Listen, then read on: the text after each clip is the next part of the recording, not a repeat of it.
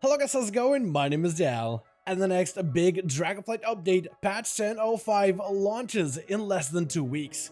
While not a major content update, 10.05 brings with it more open world content, accessibility improvements, a bunch of old friendly catch-ups, a lot of class changes, and talent tree revamps. This patch focuses on improving the endgame performance for many playstyles which fell behind since the launch of this expansion, as well as continued talent improvements based on community feedback. And with new catch-up benefits introduced with this update, it could be the perfect time to begin exploring new alts that you could play in Dragonflight. In this video, I want to highlight the 5 classes seeing the biggest gameplay and talent improvements so far in patch 10.05. In case you're looking for a potential future alts or are ready for a brand new main to explore in this new update. But right before that, most of you guys watching these videos are still not subscribed. However, the more of you remind, the more of you do. So let's keep it going. Subscribe to the channel as well as the bell if you're watching these videos anyway. Especially if you're looking to get regular class and content updates for all the future Dragonflight builds. The first class looking to improve in patch 10.05 is the class of Druid. During the Dragonflight Alpha and Beta development, the Druid class tree included many talent choices to highlight this class's hybrid identity. Druids could embrace alternative forms to increase their damage output as a healer or a tank role, potentially bolster their healing tools to assist allies in content like rated PvP, and improve their group support skills, increase self-preservation, or gain multi-role identity through capstone talent choices. Though Druids were plagued with many high-cost talents, which heavily limited their talent selection, taken away from their ability to better define their class playstyle.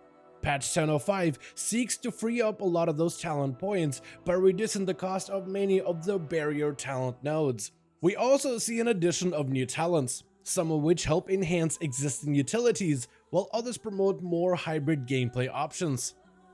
The Guardian Druid has also gone through a variety of improvements in 10.05.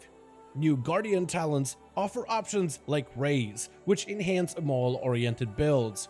Raise replaces Maul, causing the Bear Druid to strike all foes in front of you.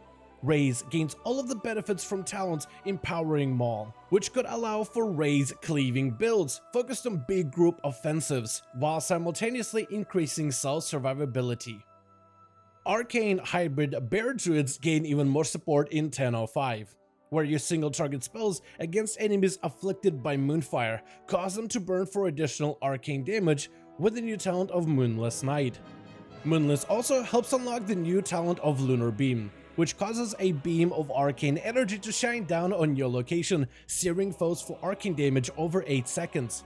Lunar Beam currently has no target cap, making it potentially a powerful choice for Mythic Plus dungeons. And all of these new arcane effects benefit from the passive of Elune's Favored, causing you to heal for a portion of all arcane damage inflicted, providing new sources of damage and healing for arcane bear druids in patch 10.05. Guardian Druids are also set to receive a new talent of Thorns of Iron, which causes your Iron Fur to erupt, dealing damage equal to 30% of your overall armor, split amongst enemy targets. Iron Fur has a natural stacking component, where Iron Fur buffs can overlap each other, with every stack further increasing your overall armor value.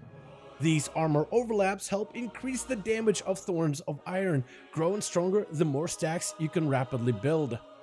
Iron Fur can also be further enhanced through talent options to better optimize armor gains, which could potentially result in this weird, tanky, armored bear playstyle. The Feral Druid is another spec seeing massive improvements. First, we see major reworks to their talent tree choices, starting with their defensive talent of Survival Instincts, which becomes much easier to talent into, greatly improving your overall survivability. Berserk and related talents are now located much closer to one another, towards the middle portion of the talent tree. Damage over time playstyles are also seeing improvements, where talents like Rip and Tear, Tear Open Wounds, and Lunar Inspiration see sizable damage increases. But we also see a ton more support for ferocious bite-focused builds as well. Talents like Taste for Blood become cheaper to talent into, making Relentless Predator much easier to access, improving your bite frequency in combat. Rampant Ferocity cleave damage has also been improved as well, which opens up a new opportunity for ferals to craft bite builds with strong emphasis on single target pressure without losing too much on cleave and AoE encounters. Balance Druids also saw new talent tree restructuring, and their main mechanic of Eclipse has also been adjusted, specifically when it comes to their Lunar Eclipse. Lunar Eclipse no longer increases the crit chance of Starfire, instead causing it to become more effective at cleaving nearby targets instead. The new talent of Cosmic Rapidity replaces the original Circle of Life and Death talent. Essentially, you gain the same benefits of Circle, where your periodic damage occurs at a faster rate, but no longer suffers shorter damage over time uptime, meaning you spend less time refreshing your dots, which is a massive convenience and a gameplay improvement. Restoration Druids see even more support to the talent of Nourish, with new ways to help augment its overall effectiveness. Nourish can either become a powerful emergency heal, where casting a couple of regrowths allows it to gain big value when it comes to responding to damage reactively. Though Nourish can also be used to help extend the periodic healing effects, refreshing their duration partially using Nourish, instead of having to reapply the healing over time effect entirely. The next class seeing major revamps in 10.05 is the Monk. While the Windwalker spec has been flourishing within the Dragon Isles, we haven't seen the same from Brewmaster or Mistweaver, with 10.05 attempted to course correct when it comes to improving Monk's tanking and healing viability. The Brewmaster Monk is set to receive survivability improvements to help him feel more sturdy. The newest talent, Spirit of the Ox, causing your Rising Sun Kick and Blackout Kick to periodically summon healing spheres. Walking through healing spheres or absorbing them with Expel Harm causes you to be healed for each sphere consumed, improving on your self-preservation during combat. Brewmaster also saw adjustments to its spec talent trees, with the talent of Stagger becoming a baseline passive, meaning that you gain back that one talent point to spend into the Brewmaster talent tree. A lot of the earlier passive talents have also seen their costs reduced as well, which helps increase talent build flexibility fairly early on. We also see Brewmaster's damage profile adjusted, where the damage of Resonant Fist passive has been scaled back, with a lot of its power returned back to Kick Smash, Tiger Palm, Blackout Kick, Spinning Crane Kick, and Breath of Fire instead, which opens up an opportunity for combat-focused builds to potentially shine going forward. The healing Mistweaver Monk also sees major improvements in patch 10.05, with the return of the artifact weapon ability Shaylun's Gift taking its place over Bone Dust Broom. During combat, healing mists spawn all around you. Shaylun causes you to draw those mists closer, healing your primary target and nearby allies, with the heal growing stronger per mist absorbed. You can also modify Shaylun's Gift to generate healing mists more often, increasing your combat healing abilities, or cause Shaylun's Gift to empower the monk when consuming nearby mists. Shaylun can empower you with one of the 4 combat enhancements. The first is the Lesson of Doubt, which causes your damage and healing abilities to scale upwards based on your target's current health. The Lesson of Despair increases your critical strike chance while above 80% health. The Lesson of Fear decreases all damage you take by a flat 15%, while increasing your haste by 25%. The Lesson of Anger causes your healing and damage effects to duplicate every 4 seconds. We also see further improvements to the aggressive Fistweaver playstyle of Mistweaver Monk. The ability of Feline Stomp will draw more consistent lines on the ground, making it easier for you to stand within its limited local area. Leaving the Fey line causes Mistweavers to retain its combat and healing benefits for a short amount of time, which greatly reduces the punishing nature of playing around your Fey lines as a Fistweaver. The class of Priest is also getting a leg up with the release of the patch 10.05 as well, starting with the new choices found in their class talent trees. A new talent is being added called Sanguine Teachings, which helps increase your leech stat by 3%.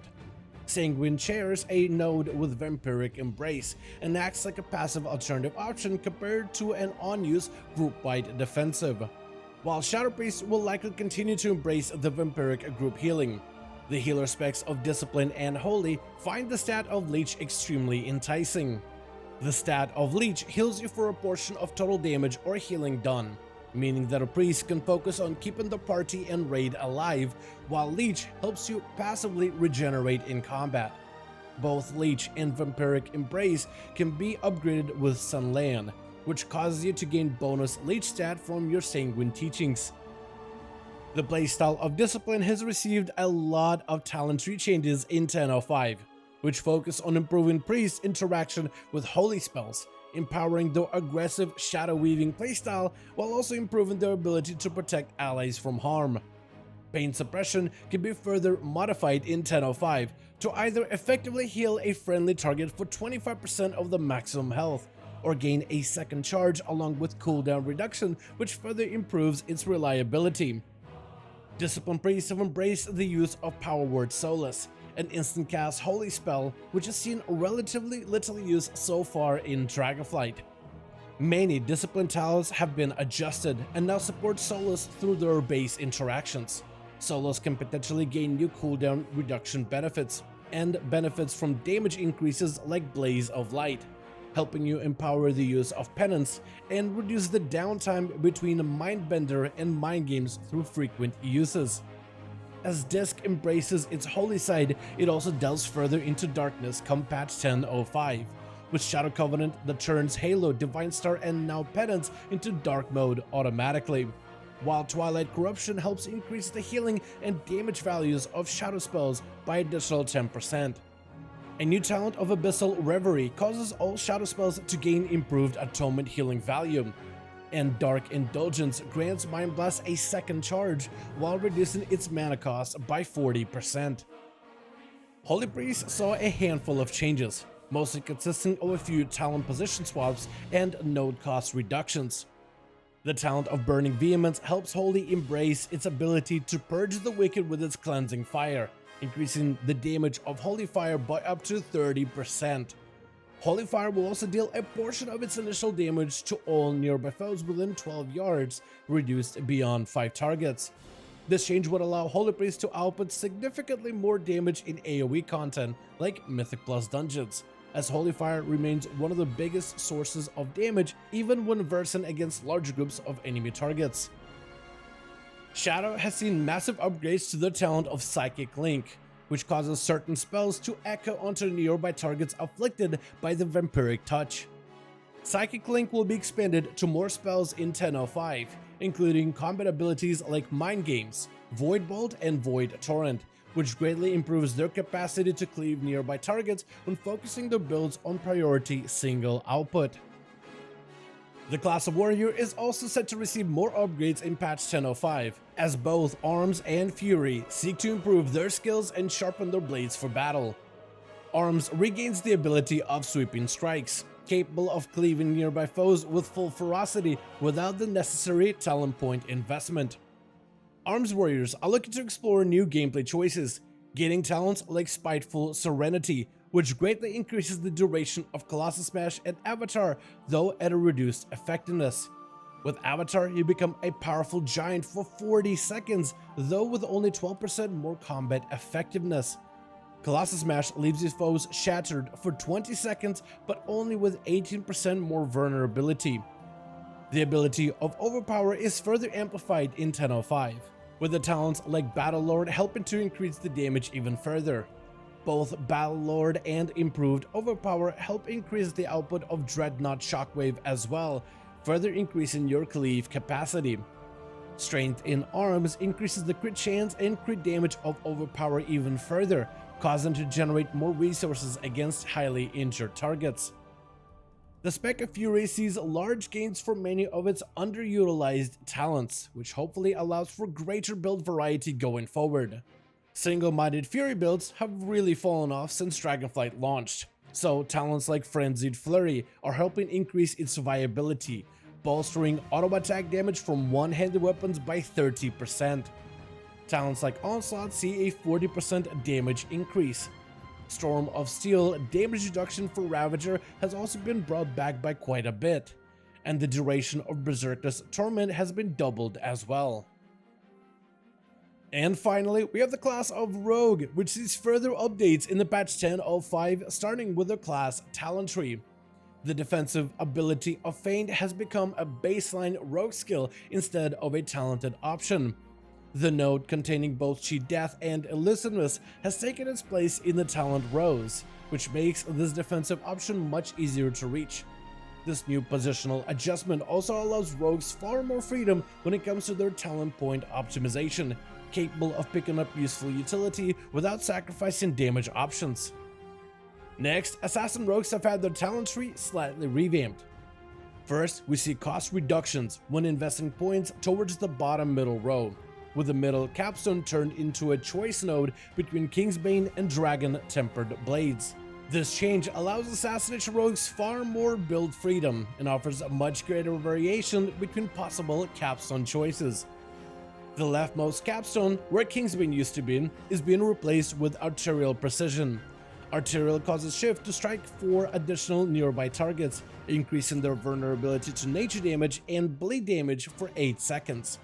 This offers a new cleave opportunity and bleed interactions for Assassination Rogues, which allows for new avenues of build creativity. Outlaw Rogues can sometimes get into hot water when it comes to using the talent ability of Killing Spree, as the spell causes you to teleport wildly, striking your foe from every direction.